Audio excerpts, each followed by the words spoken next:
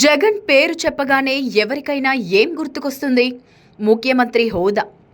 తనను, తన అధికారాన్ని, తన ప్రభుత్వ విధానాలను వ్యతిరేకించిన వారిపై అక్రమ కేసులు బనాయించడం, అరెస్ట్ చేయించడం, ఇంకా కోపం తగ్గకపోతే రఘురామరాజుపై జరిగినట్లు థర్డ్ డిగ్రీ ప్రయోగించేలా పోలీసులను ఆదేశించడం.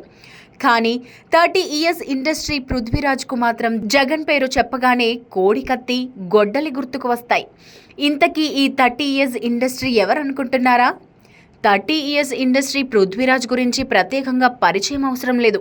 పాపులర్ కమేడియన్గా సినిమాలలో ఓ వెలుగు వెలిగారు. ఆ తరువాత రాజకీయాల వైపు గాలి మళ్లడంతో రాజకీయవేత్త అవతారమెత్తి వైసీపీ గూటికి చేరి 2019 ఎన్నికలకు ముందు ఆ పార్టీ క్యాంపెయినర్గా ప్రత్యర్థులపై నోరు పారేసుకున్నారు. రాజకీయ విమర్శకు ఉండే మర్యాద హద్దు దాటి మరీ విమర్శలు గుప్పించారు. పార్టీ ప్రచారం అంటూ తెలుగుదేశం పార్టీ అధ్యక్షుడు చంద్రబాబు నాయుడు, జనసేన అధినేత పవన్ కళ్యాణ్ టార్గెట్గా విమర్శలు గుప్పించారు. నోరున్నది ఎందుకు అంటే రాజకీయ ప్రత్యర్థులను విమర్శించడానికి అన్నట్లు పృథ్వీ విరుచుకుపడ్డారు. జగన్ మెప్పు పొందడానికి, ఆయన దృష్టిలో పడటానికి అదే మార్గం అనుకున్నారు.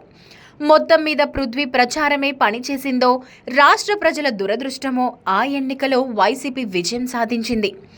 జగన్మోహన్ రెడ్డి ముఖ్యమంత్రి అయ్యారు. సహజంగానే పార్టీ కోసం అంతగా కష్టపడిన పృథ్వీని జగనన్న తనను అందలం ఎక్కిస్తారని ఆశపడ్డారు. అయితే ఆయన ఏమి ఆశపడ్డారో, ఏమి ఆశించారో ఏమో తెలియదు. కానీ పృథ్వీ పడిన కష్టానికి తగినదో కాదో మొత్తం జగన్ మాత్రం పృథ్వీకి మొండి చేయి చూపించకుండా ఎస్వీబీసీ చైర్మన్ పదవి ఇచ్చారు. అది 3 నాళ్ల ముచ్చటగానే మిగిలిపోయిందనుకోండి, అది వేరే సంగతి. ఒక మహిళా ఉద్యోగితో అసభ్యంగా మాట్లాడిన వాయిస్ రికార్డులు బయటకి రావడంతో ఎస్వీబీసీ చైర్మన్ బాధ్యతల నుండి జగన్ పృథ్వీని తప్పించారు. ఎస్వీబీసీ నుంచి గెంటేసిన తరువాత వైసీపీలో ఆయన్ని పట్టించుకున్నవారు లేరు.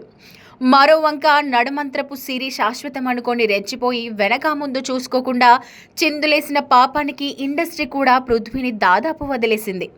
ఇక్కడ ప్రత్యేకంగా చెప్పుకోవాల్సిందేంటంటే పృథ్వీ ఎదుర్కొన్న లాంటి విమర్శలే ఎదుర్కొన్న అంబటి రాంబాబు మంత్రిగా పదోన్నతి పొంది కొనసాగుతున్నారు. అది పక్కన పెడితే వైసీపీ వదిలించేసుకున్న తరువాత 30 ఇయర్స్ ఇండస్ట్రీకి తత్వం బోధపడినట్లుంది. ఈ ఎన్నికల ముందు ఆయన వైసీపీ లక్ష్యంగా జనసేన తరపున ప్రచారం చేస్తున్నారు. ఆ క్రమంలో ముఖ్యమంత్రి జగన్ను ఓ ఆట ఆడేసుకున్నారు. జగన్ లక్ష్యంగా కొన్ని ఆయన సంధిస్తున్న వ్యంగ్యస్త్రాలు నెట్టింట హల్చల్ చేస్తున్నాయి. ఇటీవల జగన్పై జరిగిన రాయి దాడి ఘటన అనంతరం పృథ్వీ చేసిన వ్యాఖ్యలు వైసీపీని నవ్వుల పాలు చేశాయి. జగన్ అంటే ఎవరికైనా కోడి, కత్తి, గొడ్డలి, కత్తి గుర్తుకు వస్తాయి, కానీ గులకరాళ్లు గుర్తుకు రావు అంటూ సెటైర్లు వేశారు. మొత్తం మీద జనసేన తరఫున పృథ్వీ చేస్తున్న ప్రచారానికి జనం నుంచి స్పందన అయితే వస్తున్నది.